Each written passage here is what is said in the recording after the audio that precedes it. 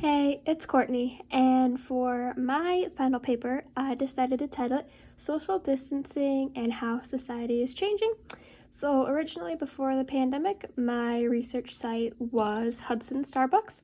I figured what better of a place to go since I love coffee and I tend to find my most motivation in the coffee shop, and I was very glad I chose that site because I came across many angry people. So that was originally going to be the focus of my paper, but since we are now dealing with the pandemic, I had to shift the paper to social distancing.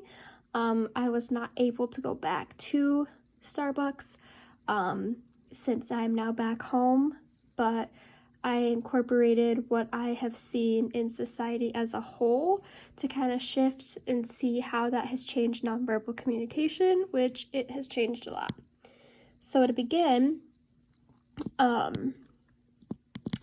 when you walk into a retail store, like Target for instance, there are now placemats on the floor saying stay 6 feet apart since the CDC is recommending social distancing and wearing masks into public places. Well, that's really going to change how nonverbally people communicate because when you have a mask that covers the majority of your face, you're not able to read facial expressions. So that was one of my main points in my paper, was talking about how frustrating it is that when you wear a mask and you're dealing with people, you can't see facial expressions. Going back to the place markers on the floor, we've never had to do that before, and some people are even standing farther than the 6 feet apart because they just don't want to catch the coronavirus.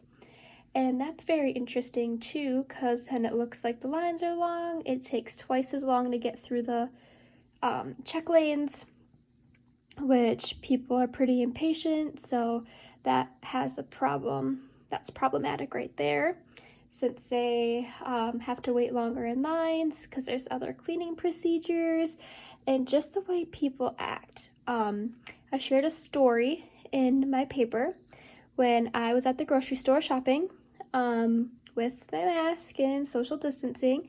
There was a gentleman behind me and there was room to walk around me, but he decided to stand like more than 6 feet behind me and start tapping his foot and breathing heavy and getting annoyed, and because I was looking at something towards the end of the aisle and he wanted to proceed to the next.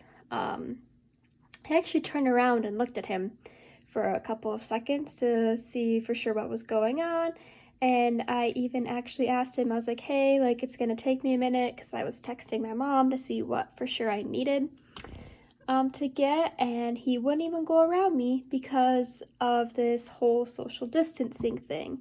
And I could tell by his nonverbal body language that he was very annoyed and assumed I probably had the coronavirus, so that's why he didn't want to go around, which is very interesting if he's living such a busy lifestyle to do this.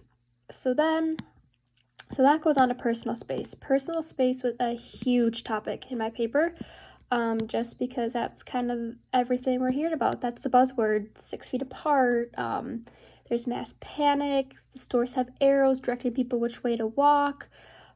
People freak out if you don't follow that. There's lots of space between people in the store. Stores even limiting how many people can be in at a time. So what would be interesting is if I was be able to go back to Starbucks to see how that would change now, how they would interact, since, like I said earlier, there was very angry people at Starbucks, and I wonder if the guests would be a little more patient, since there is this pandemic going on, but a lot of people, when I noticed, like, groups of friends at my research site would be very close, non-verbally, like, touch each other, like tapping the shoulder.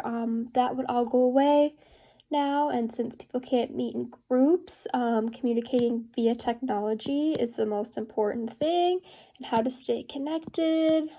So basically my paper was surrounded about space, and that was really interesting, and that's what I chose to do, and I was able to find a lot of research and information to back up the claims I had made, and overall it was a good turnout.